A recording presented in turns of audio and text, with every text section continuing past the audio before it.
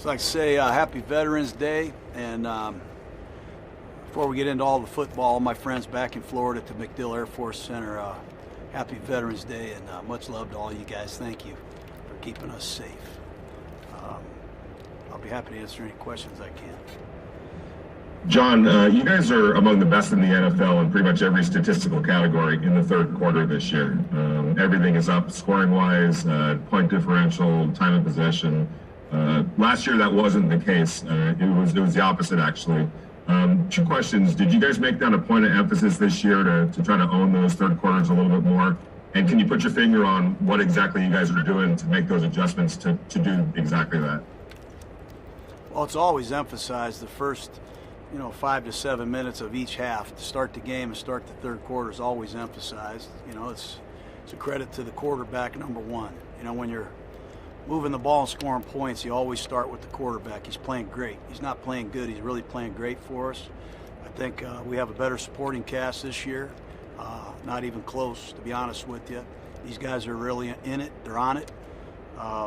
So I think that has a lot to do with it, but it's only midway through the season, so it's not where you line up, it's where you wind up.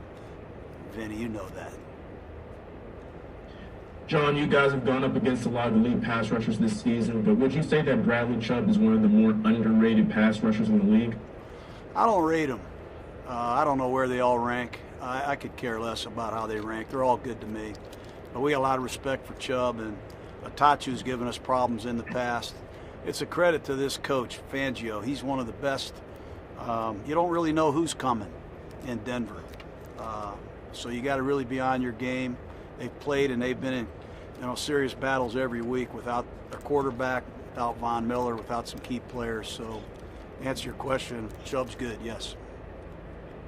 John, going into what was your evaluation of Judy going into the draft, and just how have you seen him, just what you've seen on tape of him so far this year? What do you think of his game? Yeah, we loved all those receivers. We really did. CeeDee Lamb, Judy. There's about 10 of them. I tried to get 7 or 8 of them selected this year, but we only could get a few of them. But Judy's he's smooth. That's the best way to define him. He is really smooth. He knows how to run routes. I would say that's the best way I could describe him. You could probably show him the route, what you want done one time, and he could do it. And he really knows how to creatively express himself on the football field. I love watching him play.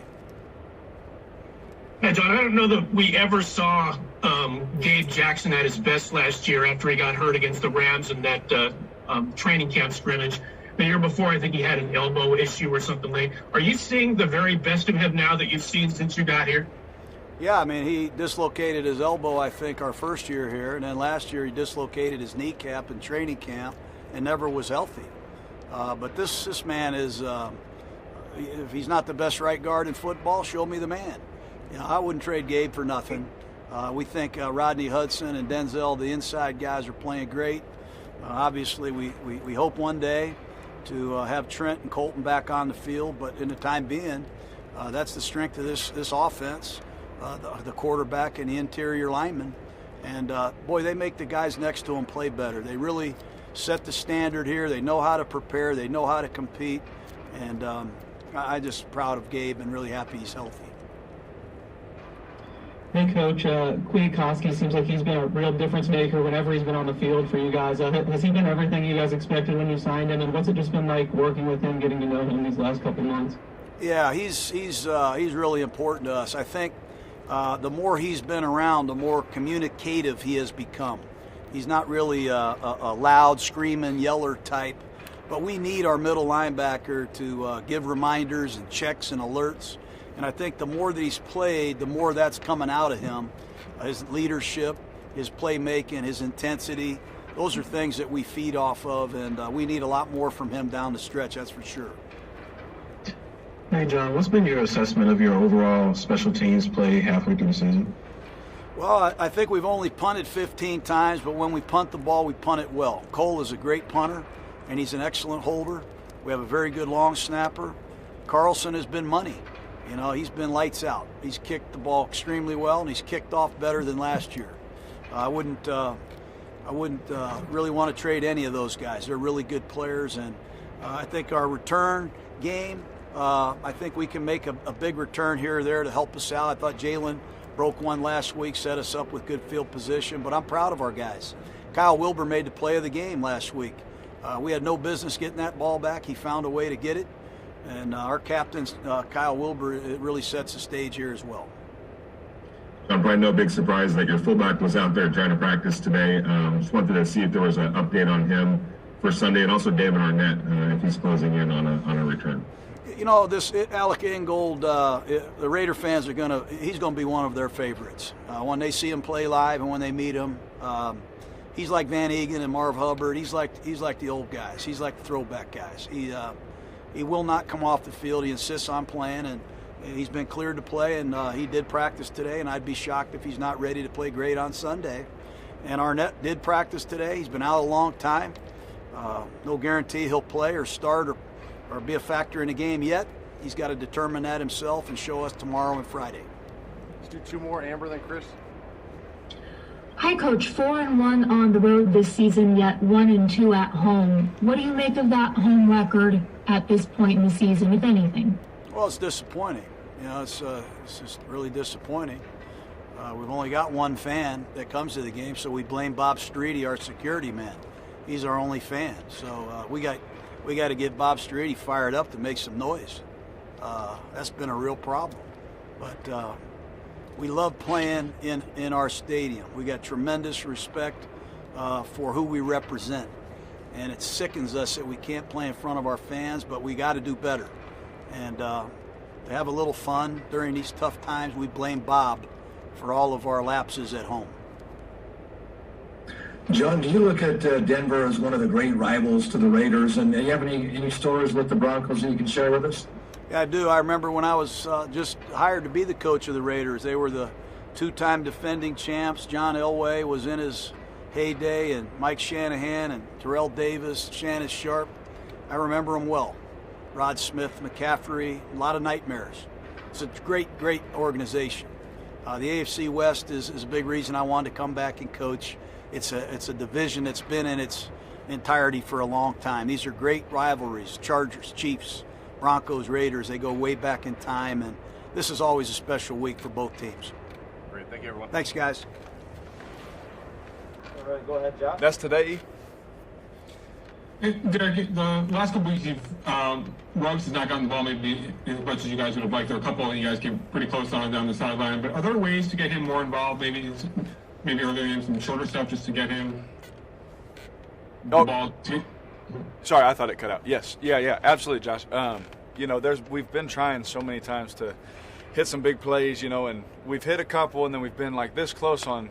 I feel like more, I feel like we've left more out there than we've gotten, and that sucks, man, because we're practicing great, we're practicing hard, we're hitting them in practice, and that kind of stuff, the timing of it, him understanding where I want to put those balls, me understanding where, a lot of these guys break differently, so understanding that, and we're going to get there. But yes, I mean, there's different ways and things like that, but that's a question higher than what I'm paid to do, coaches, we've thrown him some screens, we've thrown him some different things, given him some jet sweeps, let him get his hands on the ball. And things like that. So they're doing a great job, but I think that Coach would be able to answer that way better than I could. Derek, you guys are among the best in every statistical category in the third quarter of this year. Points given up, time of possession. You're among the best quarterbacks in the NFL in passer rating in the third quarter. Last year that wasn't the case. It was kind of a quarter that got you guys. This year you're owning it. Did you guys make that a point of emphasis, and can you put your finger on what you guys are doing to make those adjustments to do that? Yeah, absolutely. I think if I remember correctly, we were really good like on the first drive of the season, like in the first quarter, last year, and then coming out in the second half, we weren't that good. And then also in the red zone, we've talked about the red zone, and especially down on the one, in the short yardage kind of things. And that was definitely an emphasis, Vinny. There's one thing Coach talked about, like at practice, we'd practice for like however long, we'd have a break, and he'd be like, all right, this is the second half, come out ready to go.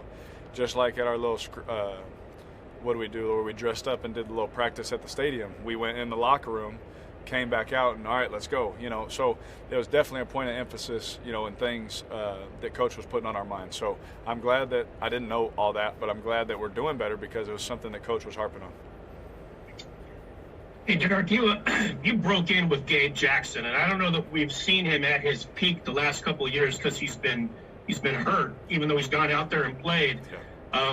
This year, have you ever seen him play better than this? I mean, and what's it like to watch a guy that size get downfield and see like a defensive back in front of him having to make the tackle?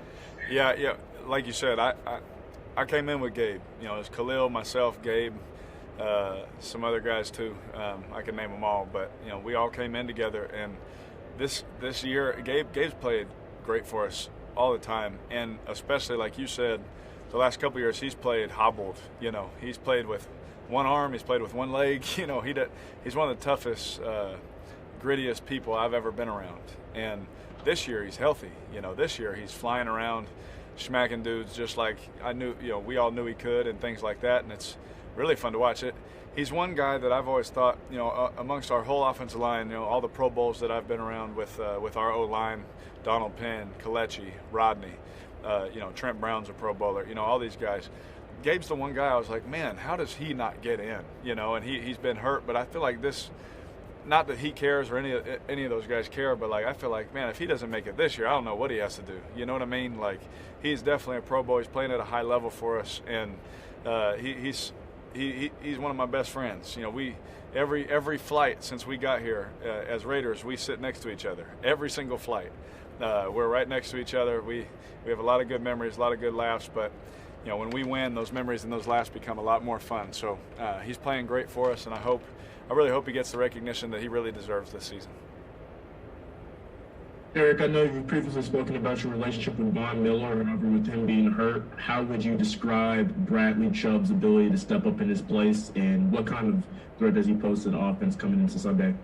Yeah, I mean, I've talked about you know, my relationship, you know, how much I, you know, love and respect Von. You know, and honestly, it broke my heart when he got hurt, if I'm being honest, because I just love competing against that guy. He's one of the greatest rushers this game has ever seen, will ever see, and I love that guy. And you know, Bradley Chubb has obviously had a great man to learn from. You know, and Chubb has a different playing style than Von, but Bradley Chubb is one of the premier rushers, you know, in this league. I think halfway through the year he already has over 5.5, I think, sacks or something like that. I mean, he's a really good football player, and he's bouncing back off I believe a knee injury, and he's coming back off that and still being able to make plays, and that's just a credit and a testament to his work ethic. And he's someone that we have to be aware of. He's someone that we got to be ready for, because he can wreck a game. I've played some games against him. He's a great player. He's tough. He's hard-nosed, old school. You know, loves to run through people. He's a really good football player. Hey, Derek, gotta ask you, man. Did you take a lot of satisfaction seeing Fresno State inside Allegiant Stadium this past Saturday and picking up a win? Yeah, I was hoping Paul would ask me about that, you know. But yeah, Anthony, I'm glad that you asked me, man. It was good to see Fresno come to Allegiant Stadium and get a win. Now, don't get it wrong now. I root for UNLV every game of the year, Paul. I do. I really do. I make sure I check on them, and I love Coach Arroyo, and so I've known him for a while. So I root for UNLV except when they play the Bulldogs. So I was happy for my Dogs, but now I'm back to rooting for UNLV. Derek, you guys are 4-1 on the road this season, yet at Allegiant 1-2. What do you chalk that home record up to? You know, obviously we've played some good football teams at home, and we haven't done our job well enough. And one thing that just in my college days, one thing we always talked about is protecting our home turf. You know, I think my last 2 years in college, I don't think we lost at home, and it was a point of emphasis. It was and that's easier said than done. You know, it's easier to do it when, you know, the fans, the atmosphere, and all that kind of stuff. I feel like right now, without the fans, everything's just kind of like an even playing field. You know, it's the communication. There's no noise aspect. There's no hostile environment kind of thing for some young guys to have to learn and deal with, and all that kind of stuff. So right now, it's more of an even playing field. It's more just you're out there just playing football, just in a different stadium. And so for us, though, as a team, it's very important to us that we take care of business at home because we want to protect that place. We want to make that place special, where when people are like, man, we got to go play the Raiders, it's just, there's a feeling that, is in their stomach, like, oh, dang, so that's not going to happen unless we earn that. And so we got to earn that right by winning some football games at home. Hey, Derek, John mentioned that one of the reasons why he got back into coaching was because of the AFC West and those rivalries and that sort of thing. Can you kind of talk about that? And do you have any, I guess, special stories or unique stories of playing the Broncos? Oh, man. Yeah. I got a lot of stories about playing the Broncos, especially when they had DeMarcus Ware, Von Miller, Malik Jackson, TJ Ward, Aqib Talib, Chris Harris, Bradley Roby. It was like, well, what player are we supposed to run? Which one's going to work? Brandon Marshall, all those guys, Darren Stewart. I got a lot of memories playing these guys. I think one of probably not my favorite memories, but one of the memories that pops into my mind is obviously I've known Vaughn, played against Vaughn now for 7 years, although I won't play him this year. Never forget one of the first times I played him, I literally caught the snap, and as the ball was coming back to me, Vaughn was even with the football. And I remember catching the ball, taking one step forward. I didn't even take a drop. I took a step forward and he sacked me. And I was just like, what am I supposed to do? What am I supposed to do with that? And it was one of those moments where, you leave that one in the memory banks. You tell your kids about it as he's getting his gold jacket and all that kind of stuff. Also at home when he jumped on me and like literally just took the ball from me. And it happened so fast that I hit the ground and then was like, where's the ball? And he was already up celebrating with it. And I was like, I don't know what you want me to do, Coach. I'm sorry. But just some memories of those kind of plays. I'm not going to get into the wins and take jabs at them like that right now. But, I got some good fun memories too. Last three, guys. Derek, it's almost like a Rubik's Cube trying to figure out who is where on your offensive line. It's just been a whole, bunch of different players at different positions. Have you gotten to a point where that doesn't even matter anymore, and the way guys are coming in and playing and holding down the fort? Are you past that, even trying to who's where and what player is playing what position? You know what? That's something that I came into the season with that mindset. I think I talked about it a little bit, about before the season or one of the first games where it's just like, you already have what you're already equipped. You already have what you need. It doesn't matter who's where. The job doesn't change. The goal is still the same. Mr. Mayock, he tells me every game day, he said, hey, circumstances may change, but the job doesn't change, and I love that, and it's the same mindset I carried into the season was, I've dealt with a lot of stuff, those of you that have been around, y'all know, man, we've all been through it together a little bit, I feel like we got some bumps and bruises together, right? But at the end of the day, nobody cares, it doesn't matter if you're on your fourth tackle. It doesn't matter if we're switching guys from tackle to guard left to right to left. Nobody cares because at the end of the day, we're going to play the game and did you win or did you lose? And I guess our whole team has taken that mindset and that approach. And if we can do that, then it doesn't matter, and it's really good for team, It's really good for the team aspect that says we don't care, Coach handed out 2 game balls to Sam Young and Brandon Parker handed 2 out to 2 defensive guys, and it was like, heck yeah, man, like that's awesome, and showed some clips of stuff that they're doing, and it's stuff, I think, what was it, the Cleveland game, Brandon wasn't even supposed to play, and all of a sudden, hey, you're up, you're active, and now, hey, you got to go in, and it's like what they're able to accomplish and under those circumstances is pretty impressive. Derek, what would it take for Alec Ingold to miss a practice? Yeah, there's a lot of things that would take that man to miss practice. You want to talk about an old school football player, one of those guys that would play without a face mask, that kind of guy, that is Alec Ingold, and obviously he's athletic. We've seen him jump over people. We've seen him run through people and all that. I think the thing that is really cool about him is it's not really that if he missed practice, oh man, I missed my rep. If he missed practice, he feels like he's letting his team down. You see the mindset, the heart posture of what I'm trying to say. Like he just doesn't want to let his guys down. He wants to be out there with us, and thoroughly impressed, man. I've had some ribs before, and it's no joke. The only advice I could give him is like, whenever you go to sleep, make sure you sleep straight up. Don't lay down, because getting up in the morning put tears in your eyes. Last one, Paul. Hey, Derek, all respect, obviously, to your Bulldogs coming into Vegas and doing what they do. But speaking of Las Vegas and you, I mean, we talked about it, and moving to Vegas on a personal level was going to be a different animal entirely for you, especially given perceptions and reality and things like that.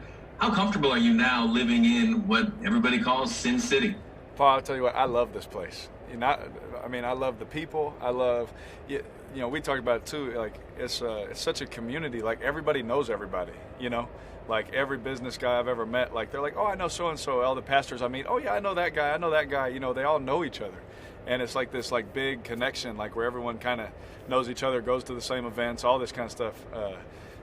We joke around about certain events that some of our players have been at, but like I see like two of my neighbors there, and it's like, oh wow, it's like it's pretty crazy, right? How close it is. Like I joke with my wife all the time. I was like, I could live here forever. Like I love this place. Like I was like, maybe I'll run for office here someday. Who knows? We'll see. But I absolutely love Las Vegas, and I hope that they're loving our team. I hope they love what we've been able to do, man, and hopefully we can do some more to give them some more great memories here in the future. But I love this place, and I tell you what, man, especially the way my wife's talking, I don't think we're going to be going anywhere anytime soon. Thank you, everyone. Thanks, guys. Bro. All right, we'll start with Jerry. All right. Go ahead, Jerry.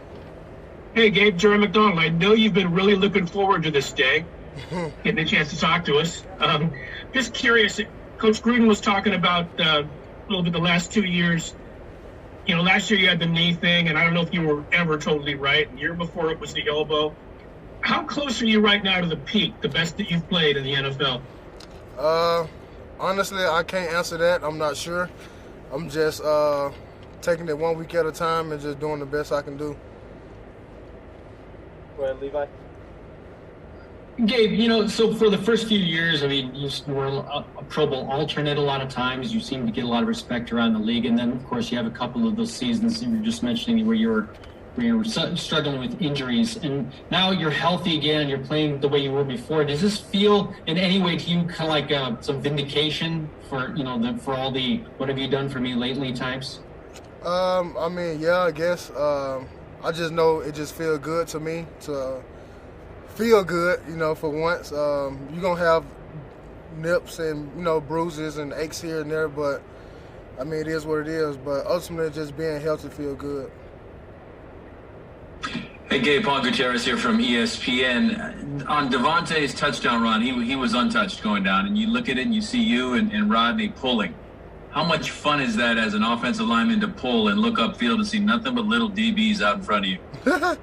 It's fun and it's not fun because you're playing the battle of you being fat and they being, faster than you.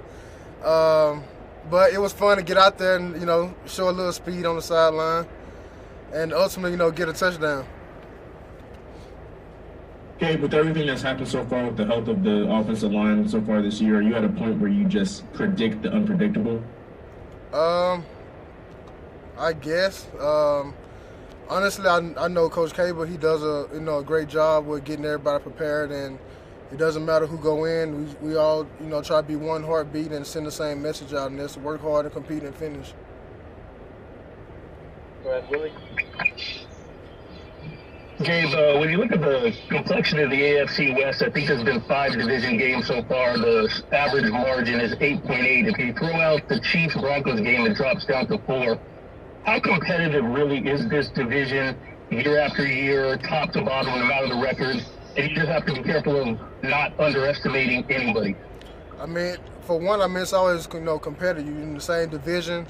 Everyone is fighting for the same goal, and that's to win. And it can go either way. You just the most prepared team and the one that finish out. And sometimes it go all the way into the last play like it did with us last week. But just got to find a way to win. Gabe, you've lined up with Rodney Hudson at your sides for so long now. First on the left side and then on the right side. I'm curious about how much you guys still, have to communicate on the field and how much you guys just both know without even speaking what you're supposed to be doing. We no matter what, we still have to communicate to some extent, but certain blocks, I know how he prefer it, and he know how I like certain things, so we just work, hand in hand together and working together, communicating and all that. Hey, Gabe, Anthony from Fresno B. I'm just wondering, you played with Derek since 2014. What's the biggest takeaway you've seen from him this year than previous years? I mean, honestly, he's been a baller to me always. He's going to compete. Every year I see something more in him. Just more drive, more leadership role, and all that. So, I love where he's at right now, and I know he's just gonna keep going up from there. Hey Gabe, Cassie Soto with the Las Vegas Review-Journal. What did you think of your quarterback going airborne in Sunday's game, and what score are you giving him? John Gruden gave him a 9.5 out of 10. Well, for one, I knew it was coming when I saw something, but I can't give that away.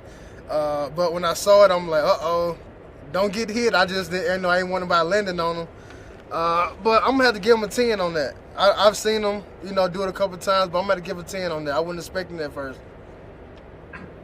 Gabe, you guys have become one of the better teams in the NFL in third quarters. It was a struggle for you guys in the third quarter last year, and it's an important quarter, obviously, in winning football games. Has that been a mindset for you guys to improve in that area? And do you feel like you guys are starting to own that quarter? I mean, we just know coming out, like in the second half, have the lead, or, you don't have the lead. You got to come out and finish, and you just got to throw the punch. And, sometimes things go in your favor and then they don't, but you got to find a way to keep pushing and keep fighting to, be on top. And as long as the final score says that we win, then that's all that matters. Do two more, Levi, than Chris. Hey, Gabe, it's Chris Matthews here, the CBS here in Las Vegas. Can I just ask you the AFC West is so fun, the rivalries. Is there anything that you take in particular away from Denver that you like playing against the Broncos for any reason in particular? That's a tricky question, I suppose, but it's just fun competing in general. A lot of people make a big noise about if it's within your division or whatever, but every single game is just another game, and you play as hard as the last game if they're in your division or not. But those games you obviously want to win because that it helps with playoffs and all that. Gabe, obviously the right tackle position has been a bit of a revolving door this season. You've had at least three different guys to your right.